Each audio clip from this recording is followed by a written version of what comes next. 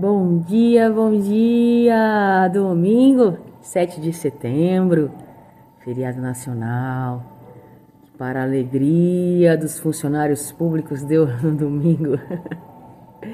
Que Deus abençoe seu dia, que você possa ter um domingo lindo na presença do Pai, com a sua família ou trabalhando.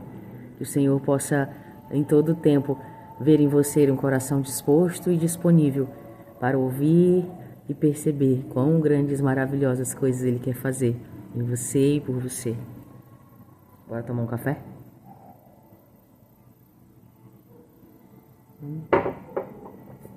Bom demais, né, gente? Vocês gostam ou não? Tem gente que não gosta de café, né? Eu fico impressionada. Bora. João 4, 3, 4. Deixou a Judéia e foi outra vez para a Galiléia. Gente, mas eu fico feliz com a minha voz. Meu Deus, como eu agradeci a Deus ontem. Como eu chorei na presença do Senhor aqui.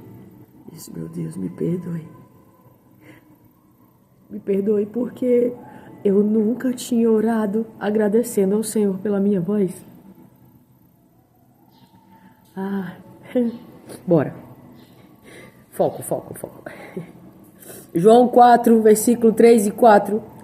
Deixou a Judéia e foi outra vez para a Galiléia, e era-lhe necessário passar por Samaria. Eu queria ler só mais um pouquinho para você. A partir do 3 diz assim: quando o Senhor ficou sabendo disso, saiu da Judéia e voltou mais uma vez para a Galiléia. Era-lhe necessário passar por Samaria, assim chegou a uma cidade de Samaria chamada Sicar, perto das terras que Jacó dera a seu filho José. Havia ali um poço de Jacó, e Jesus, cansado da viagem, sentou-se à beira do poço. Isto se deu por volta do meio-dia. Nisso veio uma mulher samaritana tirar água, e disse-lhe Jesus: dê-me um pouco da água. E os seus discípulos tinham ido à cidade comprar comida. E a mulher samaritana lhe perguntou: como o Senhor, sendo judeu, pede a mim, uma samaritana, água para beber? Judeus e samaritanos não eram bons amigos. E Jesus lhe respondeu: se você conhecesse o dom de Deus, e quem está pedindo água, você lhe teria pedido, e dele receberia água viva. Então disse a mulher: o Senhor não tem como tirar água, e o poço é fundo. Onde pode conseguir essa água viva? Acaso o Senhor é maior do que o nosso pai Jacó, que nos deu o poço, do qual ele mesmo bebeu, bem como os seus filhos e o seu gado? E Jesus respondeu: quem beber desta água terá sede outra vez. Mas quem beber da água que eu lhe der nunca mais terá sede. Ao contrário, a água que eu lhe der se tornará nele uma fonte de água a jorrar para a vida eterna. Então a mulher respondeu: Senhor, dê-me dessa água, para que eu não tenha mais sede, nem precisa voltar aqui para tirar mais água. E Jesus lhe disse: vá então, chame o seu marido e volte. Não tenho marido, respondeu ela, e disse-lhe Jesus: você falou corretamente, dizendo que não tem marido. O fato é que você já teve 5, e o homem com que agora vive não é o seu marido. O que você acabou de dizer é verdade. Então disse a mulher: Senhor, eu vejo que és profeta. Os nossos antepassados adoraram neste monte, mas vocês, judeus, dizem que Jerusalém é o lugar onde se deve adorar. Então Jesus declarou: creia em mim, mulher. Está próxima a hora em que vocês não adorarão o Pai, nem deste monte, nem de Jerusalém. Vocês, samaritanos, adoram o que não conhecem, e nós adoramos o que conhecemos, pois a salvação vem dos judeus. No entanto, está chegando a hora, e de fato já chegou, em que os verdadeiros adoradores adorarão ao Pai em espírito e em verdade. São estes os adoradores que o Pai procura.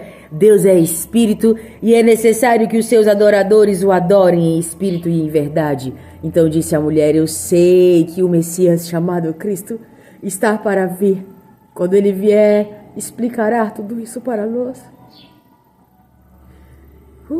Então Jesus declarou: eu sou o Messias, eu que estou falando com você. Vocês não imaginam que ela caiu aos prantos, não?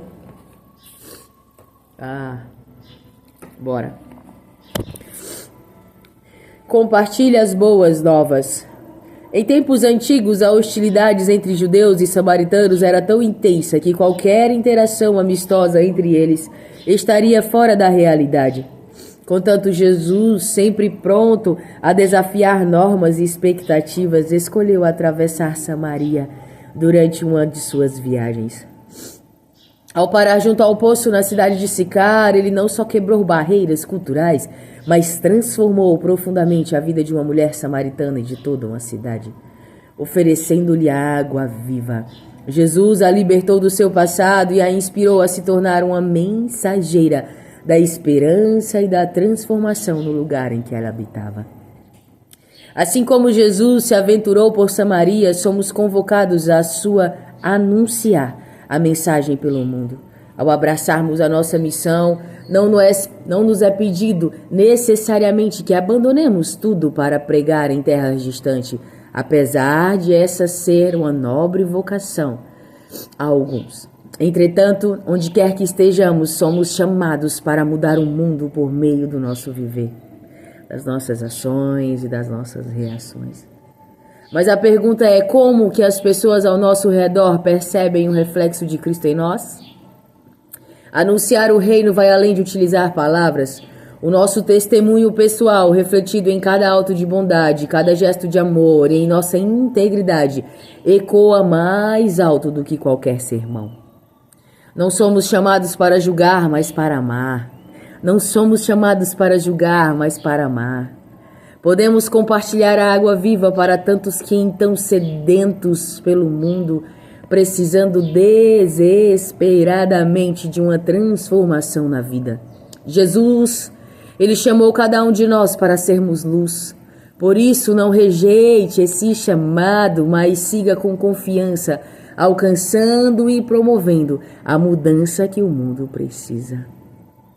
Jesus não veio restaurar uma religião, mas Ele veio restaurar um relacionamento.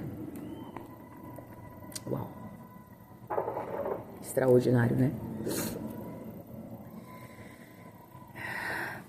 Jesus não precisava passar por Samaria, mas eu estudando aqui, eu vi que a distância da Judéia para a Galileia, que era onde Jesus estava indo, Jesus estava saindo da Judéia, indo para a Galileia, é cerca de 219 quilômetros, passando por Samaria. Mas muitos dos judeus evitavam passar por Samaria e eles faziam uma volta e iam atravessando o Mar Morto, e isso dobrava o tempo de viagem. Só para não se relacionar, para não ver, para não julgar e talvez para não serem julgados, eles evitavam ao máximo passar por Samaria. Olha só. Eu acredito que talvez quando os judeus passavam ali por Samaria, os samaritanos deviam ficar: eita, povo, não sei o que lá, não tem? Quando a gente brinca com os maranhenses, ou vocês não brincam? Quando é regional, a gente não brinca com a região uma da outra aqui no nosso país. Eu acredito que talvez poderia acontecer de uma forma mais severa, né? Porque eles eram praticamente, odiavam uns aos outros. E aí, hoje, eu estudei aqui um pouquinho sobre hoje, como que é esse território. A Judéia é ao redor de Jerusalém. Ela hoje engloba o Mar Morto, e a Galileia é a parte norte de Israel, e a Samaria fica entre os dois, que hoje é a Cisjordânia ocupada. Ela fica ali nas colinas samaritanas. A Cisjordânia ocupada, ela é a cidade velha de Jerusalém e a faixa de Gaza, porque em 1948, mediante a tantos conflitos, a ONU decidiu fazer uma divisão dessa região e deu uma parte para o Estado israelense e outra parte por Estado muçulmano, por Estado árabe. E a Palestina, ela foi criada pelos filisteus. Os filisteus eram um povo que era diferente dos judeus, e assim eles decidiram criar, mediante a tantos conflitos. É um longo estudo que precisa ser feito. Eu gosto muito O Davi também gosta, a gente gosta de partilhar e de estudar sobre isso. Mas iniciou-se essa divisão na época da divisão do reino de Israel. E houve essa criação da Palestina e houve essa diferenciação entre eles, porque houve um grande crescimento de imigrantes na época na Palestina, e os judeus acreditavam que ali houve uma miscigenação, houve uma mistura, houve uma cultura diferente em que eles não eram mais dignos e eles não eram mais puros. Mas sabe que o que é mais incrível? Jesus, o remidor, ele nasceu na Palestina. Belém hoje fica a 10 quilômetros de Jerusalém. Por isso tamanho conflito e tamanho desejo de ter esse local, essa área, né? E sabe o que é mais incrível? Jesus colocou sua vida, a vida dos seus, o risco de um conflito, para levar água viva para uma mulher. Sabe que é esse Jesus? É aquele que deixa as 99, mesmo ali no aprisco. Barra ainda, fiquem bem aí vocês, que eu preciso buscar uma que não tá aqui. Esse é o zelo, o amor, o cuidado do Pai por mim e por você. Não importa quantos estão, Ele sempre vai buscar aquele que precisa estar perto. Ele sabia do potencial daquela mulher, ele sabia da força daquela mulher, e ela se tornou o que tornou. Aqui é engraçado que a Bíblia não fala nem o nome dela, mas a Bíblia fala do poder da fé e como que ela caminhou com Jesus, crendo nas grandiosas maravilhas que ele era capaz de fazer. Porque o Senhor não olha para o que fazemos, sabe? Aquela mulher, ela teve relacionamentos com muitos homens, mas o Senhor não se importou com isso. Ele até relatou, mas ele disse, não importa mais, porque você tem a oportunidade de fazer tudo novo de novo. Eu não sei se isso acontece com você, mas não tem momentos em que você está passando por uma rua e você sente que você precisa passar pela outra? Ou que você precisa visitar um amigo? Ou que você precisa mandar uma mensagem ou uma ligação? É o Espírito Santo falando com você. É Ele querendo que você faça a boa vontade agradável e perfeita dEle. Quantas e quantas vezes, vou contar para vocês eu tinha uma consulta marcada. Logo após a partida do papai, eu entrei em uma depressão muito, muito chata. E uma amiga minha de Minas, me conhecendo profundamente, sabendo que quando eu não respondo mensagem, quando eu somo, quando eu não envio milhões de stories, é porque eu não estou bem.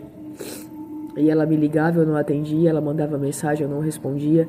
E ela falou com a minha outra amiga, a Hélida, sobre a minha situação. E a Hélida estava passando a 4 ruas aqui da minha casa. E ela sentiu em Deus de vir aqui. Aqui em casa, ela tocou o interfone. A minha consulta era pela manhã. E eu abri o portão e ela disse, eu vim. Eu estava passando bem lá. E eu senti, vim aqui te ver, tá tudo bem? E aí eu me desabei a chorar e partilhei com ela que eu tinha essa consulta e que eu não ia. E ela disse, eu vou com você, você vai. E olha só como que são as estratégias do Senhor para levar vida e saúde, no meu caso. O Senhor usou a Hélida, que estava passando a 4 ruas da minha casa, para vir aqui, para fazer com que eu fosse convencida de ir para a consulta psiquiátrica que eu tanto precisava. E esse é o amor e o zelo do Pai. Ele usa as estratégias dele, ele usa as pessoas dele, e ele quer usar eu e você para que sejamos instrumento na vida dos outros também, sabe? Às vezes um recado de post-it, gente. Às vezes um recado de post-it que eu escrevo no chá que eu vendo. a pessoa me manda uma mensagem e diz: uau, como eu precisava ouvir aquilo, obrigada.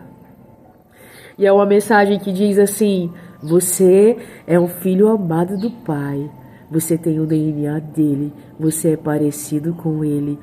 Encontre em você os dons incríveis que o Senhor já derramou sobre ti. Você tem a oportunidade de buscar a melhor versão nos braços do Pai todos os dias. É tão simples de escrever isso num papel.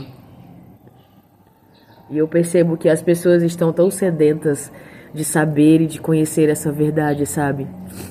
E a seara é tão grande e precisa que nós estejamos prontos e disponíveis para sermos homens e mulheres em que vão semear nessa seara para que deem bons frutos. Às vezes nós nem o colheremos, mas as próximas gerações colherão.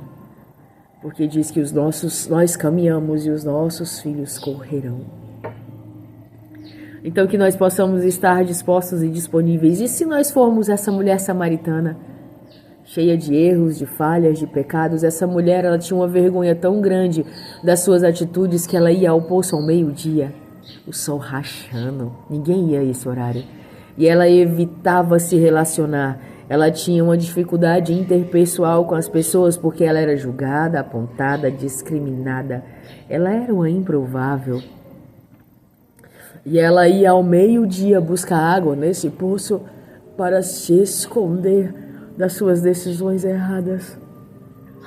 E aí vem Jesus, Yeshua Hamashi, e escolhe ao meio-dia, no sol também rachando, se sentar ao poço e exalar amor na vida daquela mulher. É ou não é extraordinário?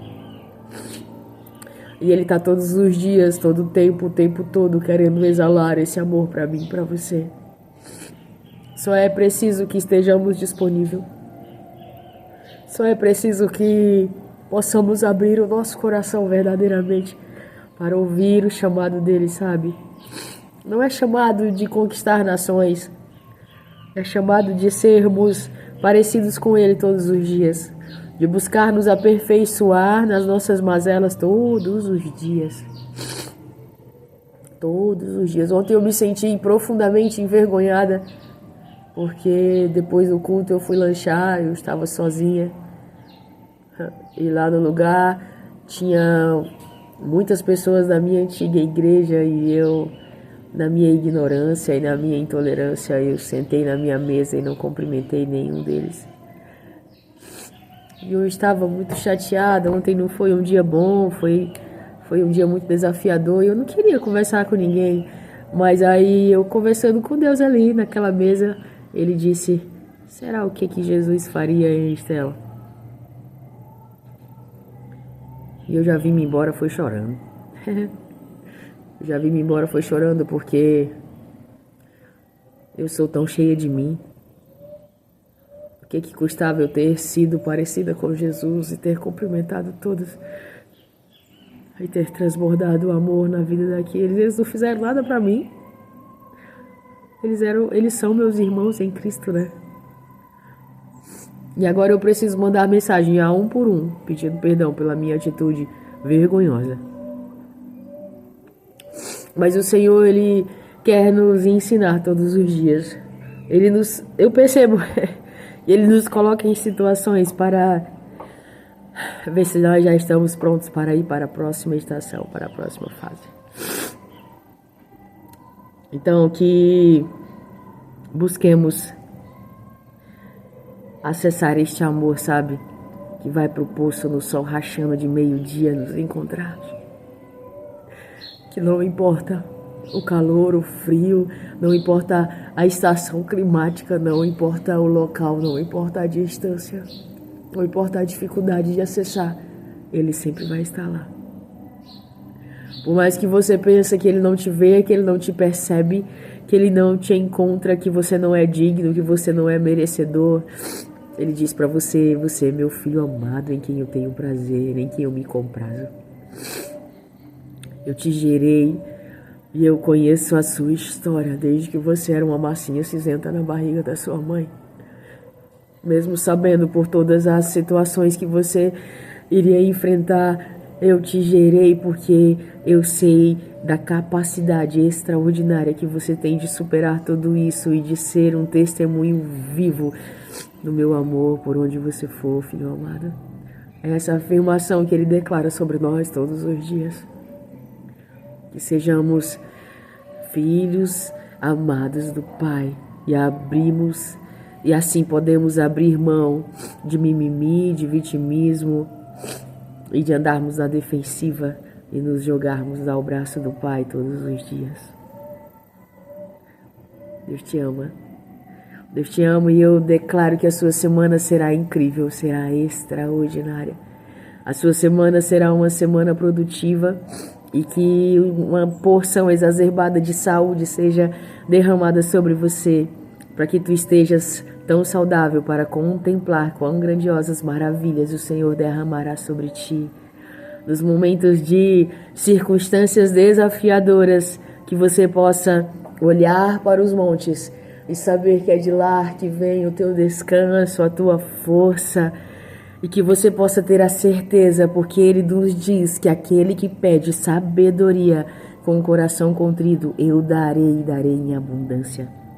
Então, na problemática que seja, grande ou pequena, você se encha da sabedoria e do discernimento do Pai e que você encontre nele,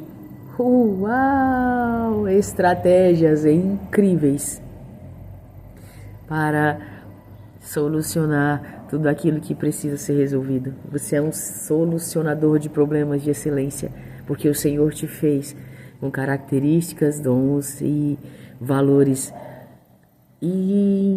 incríveis para fazê-los. Deus te ama, que você possa transbordar amor. Ore pedindo a Deus por amor. Senhor, me dê amor. Me dê amor pelaquela pessoa chata, murmuradora, inconveniente. Ai, Senhor, me dê amor, muito amor, muito amor. A minha oração tem sido muito essa, sabe? Muito essa. Me dê amor, me dê paciência, bondade, que o Senhor cresça. Quando Davi estava internado, essa foi a canção. Era o pastor José Iris lá da igreja e ele cantava com tanto temor. E o Davi, internado todos os dias, nós declarávamos essa canção. Que ele cresça, eu diminua, que ele apareça, eu me constranja com a sua glória e todo o seu amor. Infinita humildade, servo de todos os irmãos. E um dia o Davi, em estágio de dor, ele começou a chorar e ele dizia pra mim assim: mamãe, tem que começar a orar por mim. E ali eu orava. E ele dizia assim: mamãe, tem como a gente cantar aquela música de que ele cresça? Eu tô com tanta vontade de ir pra casa. Isso era de madrugada. Ele sentiu uma dor no quadril. E aí eu disse: vamos dar uma volta no hospital, Davi. Coloquei ele na cadeira de roda, ele não andava. A professora dele foi lá e levou uma peruca de palhaço pra ele. Coloquei a peruca nele, ele tava com a voz bem anasalada. E eu comecei a passear com ele no corredor. E o Senhor enviou uma chuva. Uma chuva impetuosa na madrugada. E eu consegui um lugarzinho assim e disse: Davi, filho, toca nessa chuva, toca nessa água e aceita, filho, que essa é a água do renovo, da cura. Essa é a chuva que o Senhor está enviando para nós, Davi. Essa é a resposta do nosso Pai, meu filho, dizendo para nós: ei, tá tudo sob o meu controle.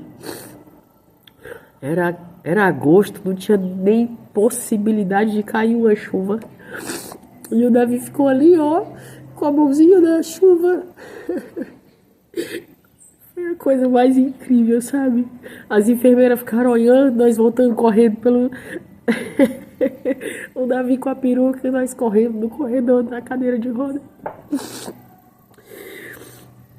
E quando nós chegamos no quarto, a gente continuou cantando. E ele disse, mamãe, aqui tá cheio de anjinho. A senhora tá vendo? Eu disse, não, Davi, porque a minha fé não é do tamanho da tua, meu filho. A fé da mamãe, ela é tão pequenina e a tua é tão grande. Creia, creia, meu filho, nunca deixa de crer. E ali, todos os dias nós cantávamos. E ele dizia assim, mamãe, tem como a senhora passar aquele olhinho de Jesus que cura? E ali eu ungia ele e a gente intercedia e foram 29 dias no hospital. E a igreja em relógio de oração.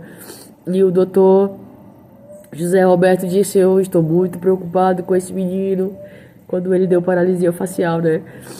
E ele queria transferir a gente para Brasília. E no dia que ele falou, a gente não tem como transferir.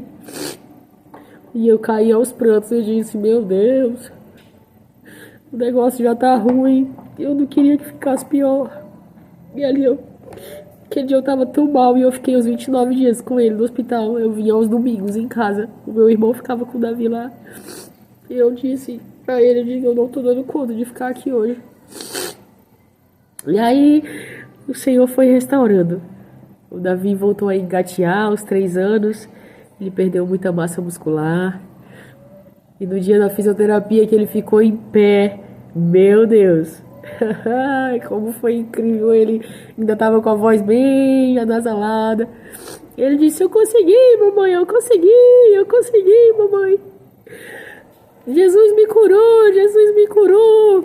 E a gente foi dar um testemunho na igreja e ele chegou, subiu correndo no altar.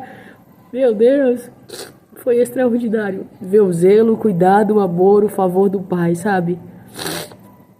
E é esse o mesmo Deus. É esse o mesmo Deus que faz coisas extraordinárias. Meu Deus, 27 minutos. Tchau, gente. Tem dia que eu converso mais do que os outros dias. Vocês não viram? O passarinho veio aqui, ó. Tchau, shalom.